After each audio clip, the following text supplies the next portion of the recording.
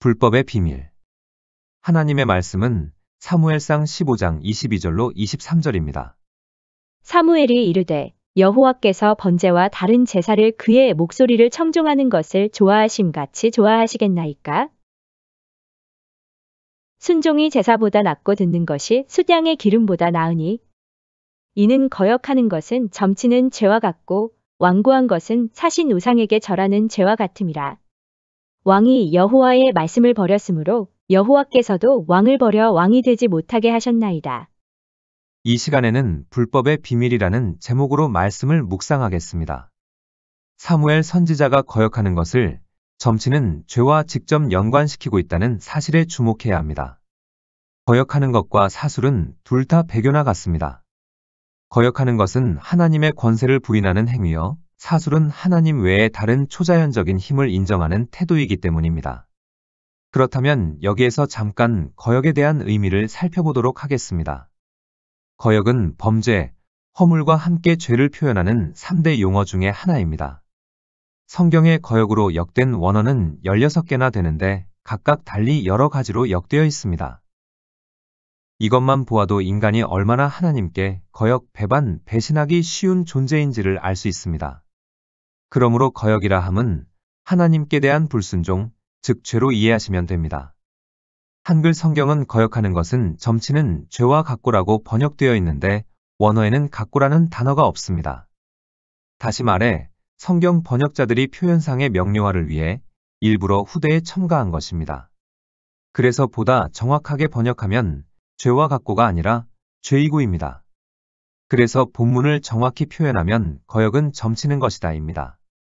그러므로 우리가 하나님께 불순종하는 것은 점치는 죄와 같은 것이 아니라 점치는 것이 됩니다.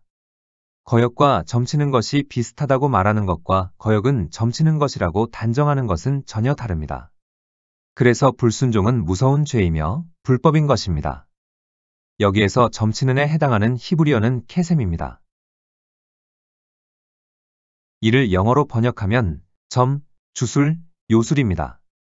전문가들에 의하면 신비사술과 관련하여 이 단어들의 정확한 용법은 아직 잘 알려져 있지 않다고 합니다. 점치는이라는 단어가 다양하게 번역되어 사용되는 것도 바로 이런 이유 때문입니다. 중요한 것은 호칭이 아니라 주술을 행하는 결과입니다. 진실한 그리스도인은 공공연하게 점치는 일을 행하지 않습니다. 그러나 오늘날 거역의 속임수에 빠져 점치는 행위를 하고 있는 그리스도인의 수는 헤아릴 수 없을 정도로 많이 있습니다. 다시 말해 하나님을 섬긴다고 하면서도 점, 사주팔자 관상, 송금, 오늘의 운세, 혈액형, 주문, 점성술 등 다양한 형태의 점치는 행위를 하는 것입니다. 점치는 형태에 상관없이 주술을 행한 결과는 언제나 동일합니다. 주술을 행하면 즉시 사탄의 영역으로 향하는 문이 열려진다는 것입니다. 주술의 목적은 환경이나 상황, 사람들을 지배하는 데 있습니다. 당사자는 영적인 영역에서 무슨 일이 일어나고 있는지 전혀 알지 못하는 가운데 다양한 방법의 주술이 행해지고 있는 것입니다. 자신이 무슨 일을 하고 있는지 전혀 모르고 있을 수도 있고 반면에 완벽하게 알고 있을 수도 있습니다. 또한 어두움의 세력들이 개입된 사실을 알고 있을 수도 있고 모르고 있을 수도 있습니다. 그러나 위험한 것은 주술의 목적은 지배하는 것이므로 악한 세력이 개입될 때 그가 누구이든 지배당하는 자로 전락한다는 것입니다. 거역은 즉 하나님께 대한 불순종은 악의 영들에게 문을 열어주는 행위입니다. 하나님의 율법을 거역할 때 당사자는 물론 부모, 사회까지 부지불식간의 악한 영이 드나들 수 있는 문을 합법적으로 열어놓게 됩니다. 거역을 많이 하면 할수록 악한 세력이 더 많은 영향력과 지배력을 행사할 수 있는 권한을 합법적으로 얻게 됩니다. 여기에서 왜 합법적인 권한이라는 말을 사용했는지 이해해야 합니다. 하나님이 제정하신 법은 영적인 영역에서 이루어지는 질서의 법입니다. 하나님의 신적인 법의 지배권 하에서 마귀의 권세는 단지 어두움의 영역에 제한되어 있습니다. 따라서 직접적이든 간접적이든 하나님의 권위에 불순종한 사람은 영적으로 빛 가운데서 떠나 영적인 어두움에 속하게 됩니다. 이 어두움은 원수가 합법적으로 접근해 들어오는 문이 되는 것입니다. 사탄의 예식에 참가한 경험이 있는 사람들은 이러한 원리를 잘 이해할 것입니다. 그러나 그 밖의 사람들은 전적으로 속아 넘어갑니다. 이들은 무지하기 때문에 속기도 하고 불법을 행하는 것을 마치 자유를 누리는 일로 착각하거나 단순한 호기심의 장난쯤으로 생각하기 때문에 속기도 합니다. 분명한 것은 이러한 행위를 하는 것이 하나님을 거역하는 것이요 어둠의 영들에게 문을 열어놓는다는 사실입니다. 거역에는 결코 자유가 없습니다. 이에 대해 신약 성경은 그림을 그리듯 분명한 어조로 묘사하고 있으며 거역하는 자는 타락의 노예가 된다고 경고하고 있습니다. 베드로후서 2장 18절로 19절에 그들이 허탄한 자랑의 말을 토하며 그릇되게 행하는 사람들에게서 겨우 피한 자들을 음란으로서 육체의 정욕 중에서 유혹하는도다. 그들에게 자유를 준다 하여도 자신들은 멸망의 종들이니 누구든지 진 자는 이긴 자의 종이 됨이라. 진리는 분명합니다. 거역에는 자유란 없고 속박과 통제만 있습니다. 거역할 때 악한 세력에게 문이 열려 그들의 억압과 통제를 받게 되는 것입니다. 바울은 이 점을 다음과 같이 강조하고 있습니다. 로마서 6장 16절에 너희 자신을 종으로 내주어 누구에게 순종하든지 그 순종함을 받는 자의 종이 되는 줄을 너희가 알지 못하느냐? 혹은 죄의 종으로 사망에 이르고 혹은 순종의 종으로 의에 이르느니라. 그러므로 우리는 순종의 종으로 의에 이르러야 합니다. 하나님께 복종함으로 불법의 영들을 대항해야 합니다.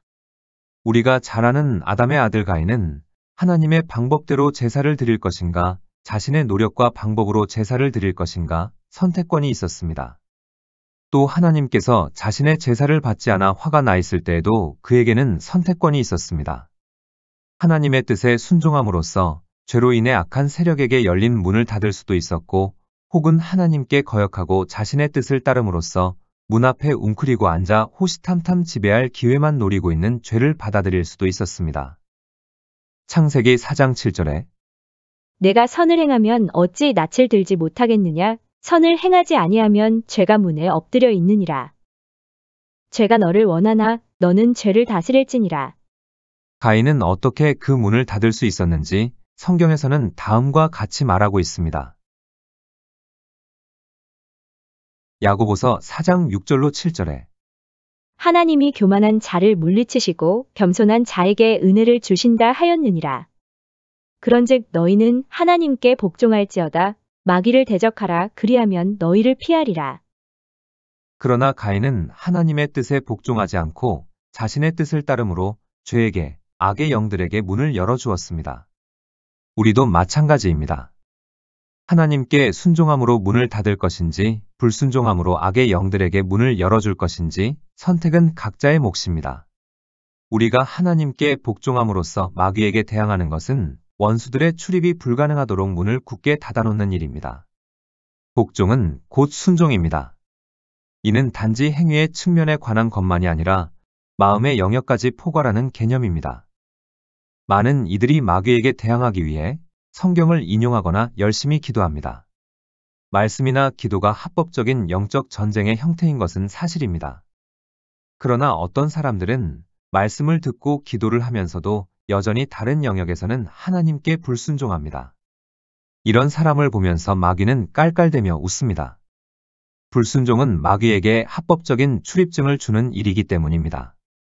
우리가 말씀과 기도로 마귀가 기진맥진해질 때까지 조이고 풀 수는 있습니다. 그러나 아무리 많은 말을 선포한다고 할지라도 하나님께 복종하지 않는 자의 말은 모두 공허한 메아리일 뿐입니다. 그러므로 우리는 기도도 많이 하고 말씀도 묵상하고 선포로 대항도 해야 하지만 하나님께 대한 순종이 뒷받침되어야 합니다. 만약 불순종한 것이 있다면 회개하고 하나님께로 돌아서야 하는 것입니다. 만약 불순종하고도 회개치 않으면 어둠의 영들에게 문을 열어주기 때문입니다. 이스라엘의 초대 왕 사울은 하나님의 명령을 거역함으로 인해 억압하는 영을 향해 열린 문을 제공하였습니다. 성경은 사울 왕이 하나님의 말씀을 거역하자 번뇌케 하는 악령이 그에게 들어가 괴롭혔다고 사무엘상 16장 14절에 기록하고 있습니다. 여호와의 영이 사울에게서 떠나고 여호와께서 부리시는 악령이 그를 번뇌하게 한지라. 그 후부터 악령은 사울 왕의 삶을 조종하기 시작했습니다. 사울 왕이 악령에게서 노임을 받았다는 기록은 없습니다. 왜냐하면 그가 죄를 회개했다는 기록이 없기 때문입니다. 악령은 사울 왕의 삶을 질투와 분노와 증오와 싸움과 살인과 속임수로 채워버렸습니다. 끝까지 거역한 죄를 회개하지 않았기에 악령이 계속해서 합법적으로 사울 왕을 지배했던 것입니다.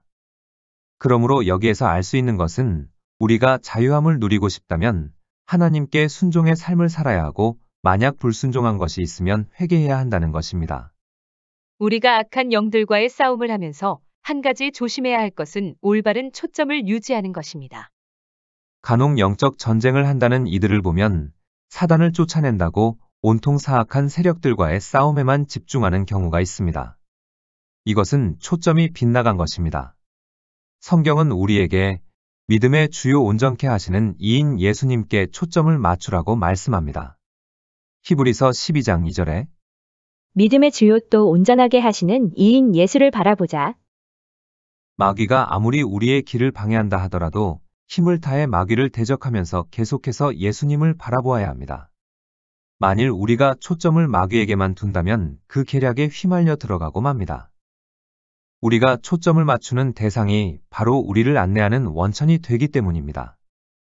일단 초점이 정도에서 벗어나기 시작하면 언젠가는 그것이 우리의 목적이 될 수 있기에 우리의 초점을 항상 예수님께 두어야 합니다. 이렇게 할 때 우리의 초점을 흐리게 하려는 사단의 계략에 말려들지 않게 됩니다. 사단은 우리에게 내가 하고자 하는 일을 하라고 끊임없이 속삭입니다. 쉽게 말하면 내가 하고 싶은 대로 하면서 살라, 내 맘대로 하면서 살라는 것입니다. 얼마나 많은 사람들이 여기에 속아 살아가는지 모릅니다. 이 말은 예수님의 삶과는 전혀 반대되는 말입니다. 예수님은 이렇게 말씀하셨습니다. 요한복음 5장 30절에 내가 아무것도 스스로 할 수 없노라. 듣는 대로 심판하노니 나는 나의 뜻대로 하려 하지 않고 나를 보내신 이의 뜻대로 하려 함으로 내 심판은 의로우니라. 예수님은 성령을 한량없이 받으신 분이셨습니다. 요한복음 3장 34절에 하나님이 보내신 이는 하나님의 말씀을 하나니 이는 하나님이 성령을 한량 없이 주심이니라. 요한은 왜 하나님이 예수님께 성령을 아낌없이 부어주셨는지 잘 증언해주고 있습니다. 예수님은 오직 하늘 아버지가 원하는 일만 행하셨고 하나님 아버지가 주시는 말씀만 선포했기 때문입니다. 하늘 아버지에 대한 완전한 순종으로 인해 예수님은 성령 충만함을 입게 되었던 것입니다. 하나님은 온전히 순종하는 자에게 성령을 부어주십니다. 그렇다면 순종하지 못하는 나에게는 성령이 없다는 말인가? 그런 말이 아닙니다. 성령의 내주와 성령의 충만은 다릅니다. 예수 그리스도를 나의 구원자로 고백하는 사람 속에는 성령의 내주하심이 있습니다. 그러나 성령 충만하기 위해서는 기도와 말씀과 순종의 생활이 필요합니다. 예수님이 완벽한 순종을 통해 제한 없이 성령의 충만함을 받으셨던 것처럼 불순종과 거역은 악한 세력의 지배를 받게 만듭니다. 적그리스도가 사탄의 권능을 한없이 가지고 있는 이유는 그의 거역이 그만큼 완벽하고 온전하기 때문입니다. 데살로니가후서 2장 9절로 10절을 보면 악한 자의 나타남은 사탄의 활동을 따라 모든 능력과 표적과 거짓 기적과 불의의 모든 속임으로 멸망하는 자들에게 있으리니 라고 했습니다. 그러므로 적그리스도는 경고 없이 갑작스럽게 출현하지는 않을 것입니다. 적그리스도가 나타나기 전에 하나님에 대한 완전한 거역이 일반적인 사회 현상이 되어 있을 것입니다. 왜냐하면 이미 엄청난 양의 불법이 사람들 가운데 활동하고 있을 것이기 때문입니다. 불법이란 하나님의 계명을 의도적으로, 의식적으로 거스리는 것을 말합니다. 바울은 데살로니가 교인들에게 불법한 자가 나타나기 전에 불법과 거역이 판을 치는 사회가 될 것이라고 하였습니다. 데살로니가후서 2장 7절에 불법의 비밀이 이미 활동하였으나 지금은 그것을 막는 자가 있어 그 중에서 옮겨질 때까지 하리라. 불법과 거역이 판을 치는 사회가 되어 모두가 하나님을 저버리고 자기를 섬기며 자기 배를 섬길 때 우리는 하나님께 기꺼이 순종함으로 이기는 자들이 되어야 합니다. 기도하시겠습니다. 하나님, 우리의 모든 불순종을 용서하여 주옵소서.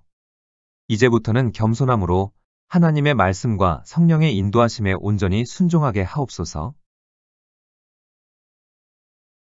예수님의 이름으로 기도드립니다. 아멘. 하나님께서는 내 형편이 어떠하든 내 신분이 무엇이든 무슨 죄를 지었든 변함없이 나를 사랑하십니다.